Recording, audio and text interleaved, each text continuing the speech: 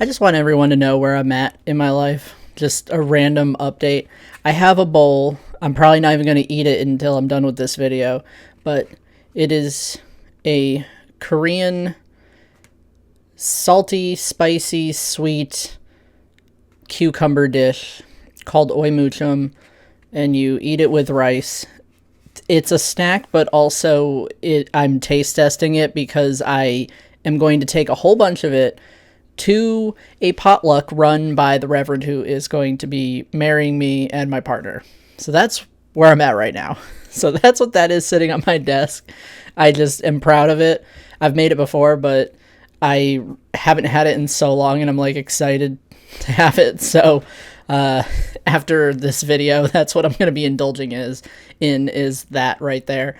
Fantastic stuff. That's what's happening in my life.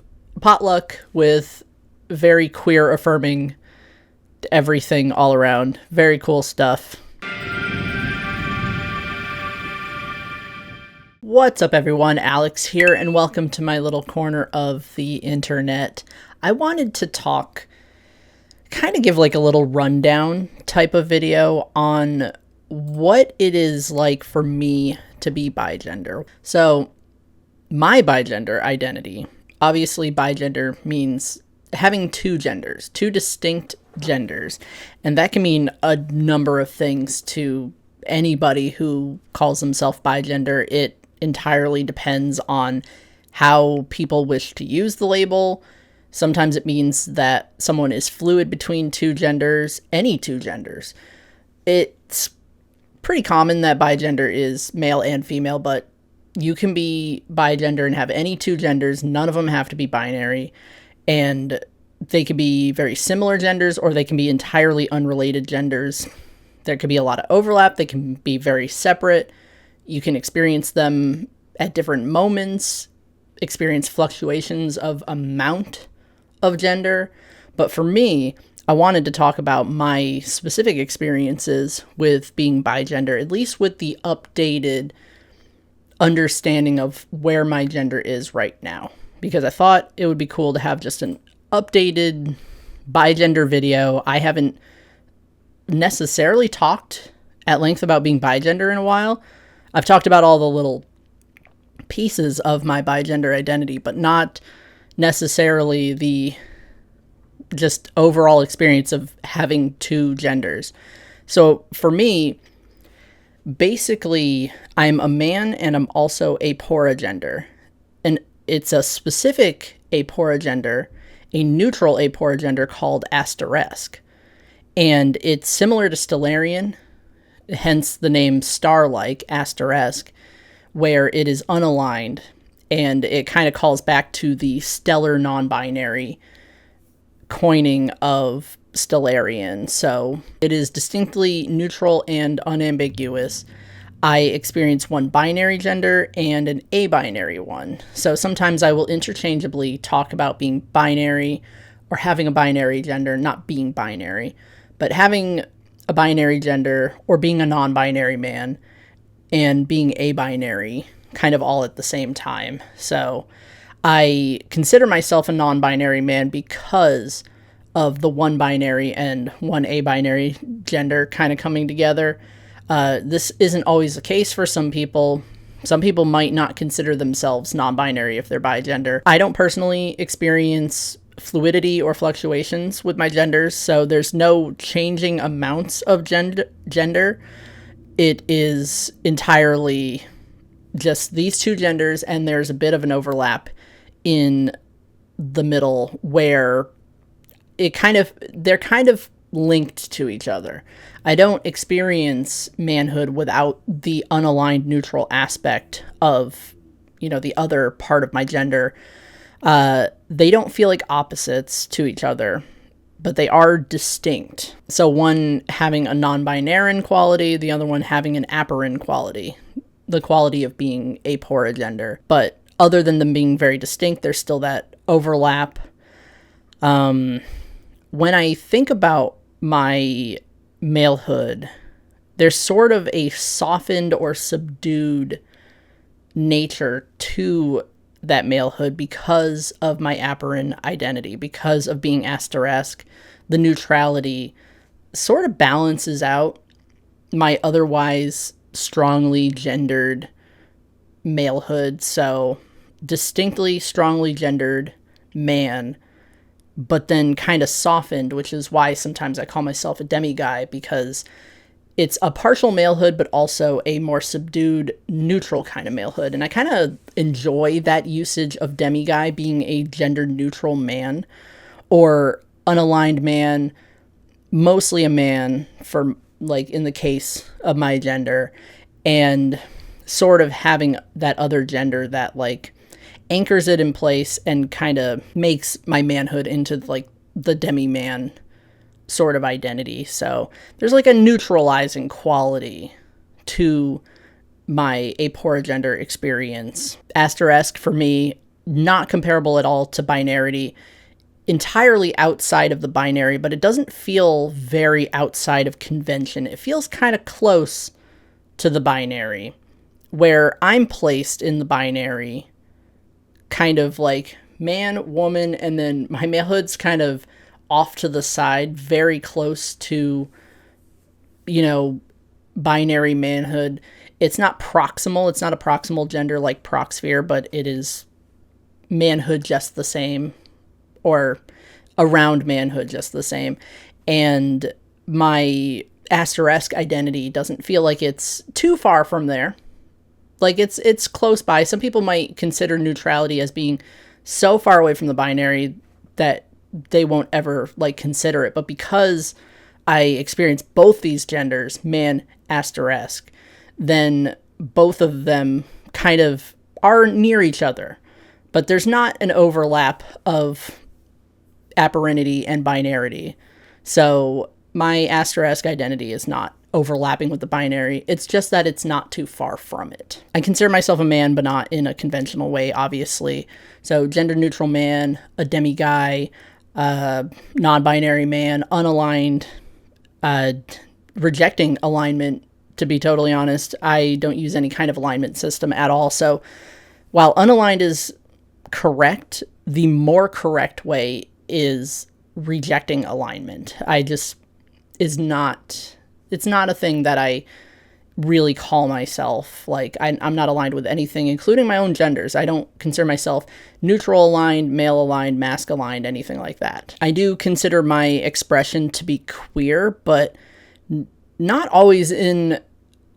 I don't consider myself all around gender non-conforming just because I'm non-binary, just because I'm unaligned. It's more that there is that autonomous quality to my gender expression presentation. I don't call my presentation masculine. I do call it soft mask just by looks alone, but underneath the surface, I consider it kind of an autonomous masculinity in a way. It's like if masculinity was like in an alternate universe. And my masculinity, no matter how it looks, I consider it to be kind of on its own plane of existence, not really something that I can categorize. I call it masculinity, but I wouldn't put it under the masculine category.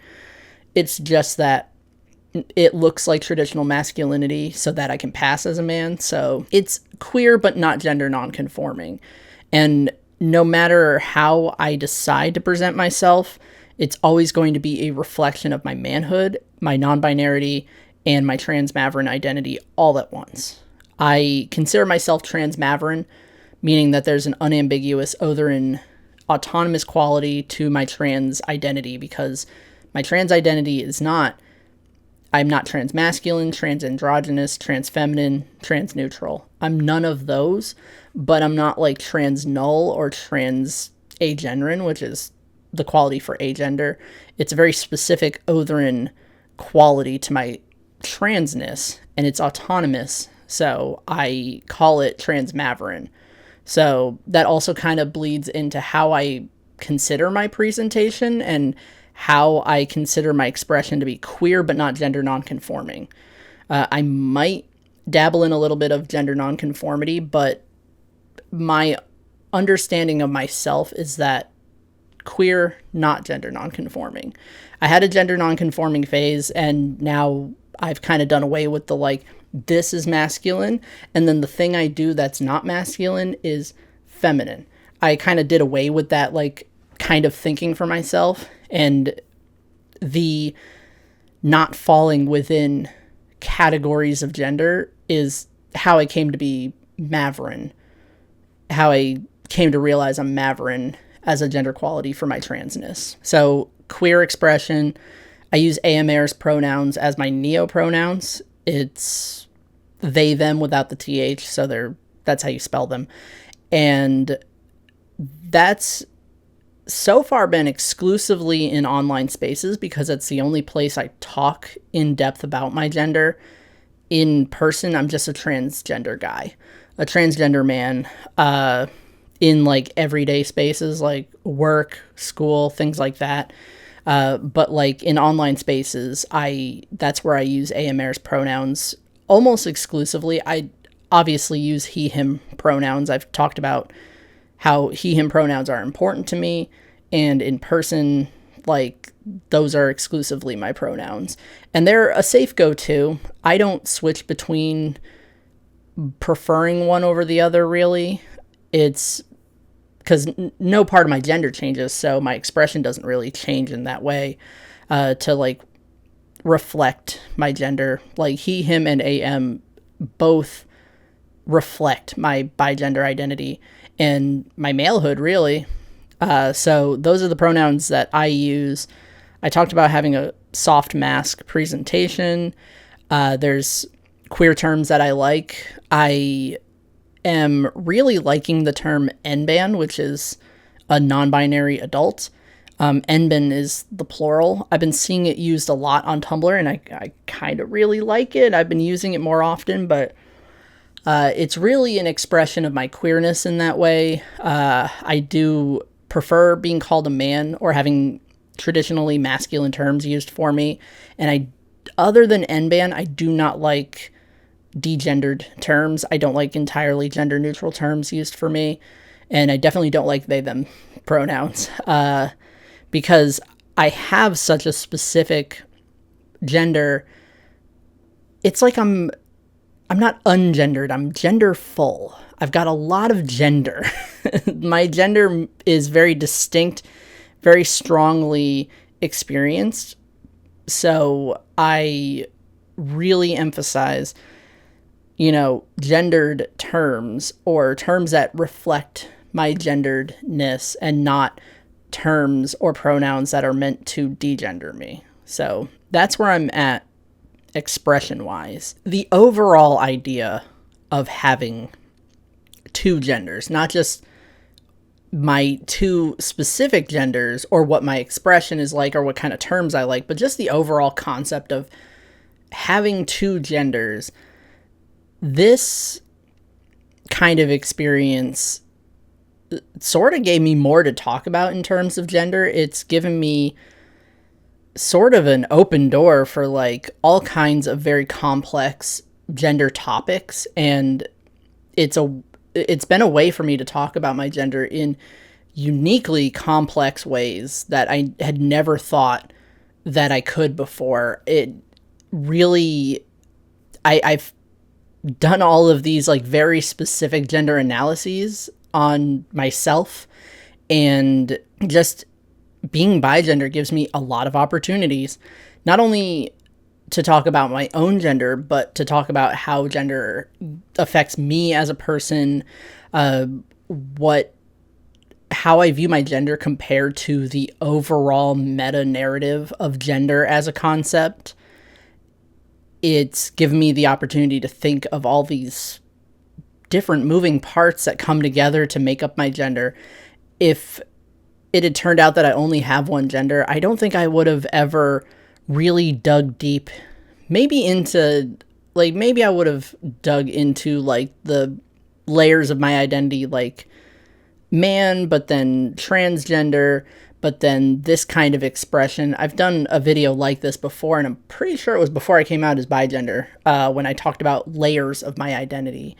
But I don't think I would have looked so far into all these little intricate pieces of myself if I weren't bigender.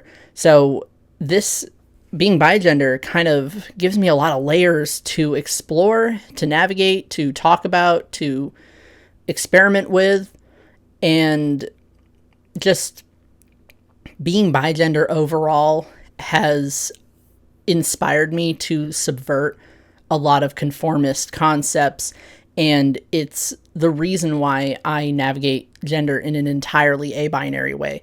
I am a man, but I don't focus all my thinking on being a man. I look a lot further. What is proximal to the male experience? What about neutrality? What about my own neutrality that is so close to my malehood? What about neutrality that exists without any kind of proximity to the binary? What about things that are not neutral at all? Not masculine, not feminine, not neutral, not related to the binary. What is that like? I've kind of carved out this path of thinking about gender by thinking about my own gender, the things that are tangentially related, and kind of taking steps farther and farther out from there to, I guess, not paint a narrative, but to explore like what the other possibilities are. And being bigender has given me the opportunity to look past my own experiences. And because I've done that, I've made all kinds of discoveries about myself, as well as people who have similar experiences to my own, but have distinctly different genders than I do. It's been such a fascinating experience realizing that I'm bigender and then looking at all the pieces that make up that identity. And that's my personal experience with being bigender, but there are so many other experiences. People have varying experiences with being multigender in general. People will have any number of genders, or like they might be fluid between multiple genders. They might experience fluctuations of a single gender. It's all still part of the multigender experience, but just with so much variation between individuals, it's so fascinating to me. If I hadn't come out as bigender, I probably would have, enjoyed multigender as a concept, but never really looked deeply into what makes a multigender experience. I think I would just think like, oh, that's kind of a neat identity, and then just sort of talk about my own non-binary male experience and never really like consider all the other things that go into having more than one gender. It's just been an avenue for discussion is probably the best way to describe it overall. So that's what it's like for me to be bigender. All of these intricate little details that go into being bigender through the labels I use, my expression, what my specific genders are, and what their different aspects or qualities are, all of these different things. And now, newly discovering that I'm aporagender means I'm going to branch out, and I'm going to learn more about aporagender as an umbrella term, as a specific gender, how aporin genders work, how people might use that label, what people's specific experiences are. I get the opportunity again to branch out and kind of explore more now that like I am this thing, and now I get to like go and like see what that means for other people and kind of compare it to my own experience. And this has always been the experience for me, is making a discovery about myself and then looking to see how other people have that experience. So that's always going to be what it is for me to be bigender. All the pieces and exploring the possibility of all those pieces. That's pretty much it. I just wanted to give a rundown because I've made a lot of different discoveries about myself since coming out as bigender, and a lot of my terminology, a lot of the ways that I've talked about my gender have changed, and I use a lot more labels now to kind of get the point across. So I feel like every couple of years, I think this topic deserves an update, like where I'm at now and how I view my bigender identity and what has changed, what hasn't changed, what might be out there in the future for me. Maybe I'll always be bigender. Maybe I'll realize that I have another gender. Maybe it turned out my two genders are actually one gender, and these two pieces come together and feel like two distinct genders, but they're just two distinct pieces making one gender. Anything could happen, really. So I like that there's a possibility of that. But yeah, if you're bigender, like, what is your experience like? What are your genders, and what do those mean for you?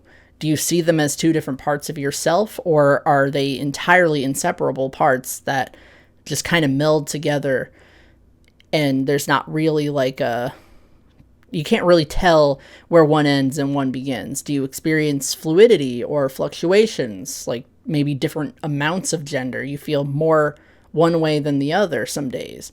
Or, what is your gender expression like? Is it fluid? Is it a specific type of expression? Do you mix and match? Like, let me know. Tell me all the details about your bigender experience, since I have talked at length about my own many, many, many times.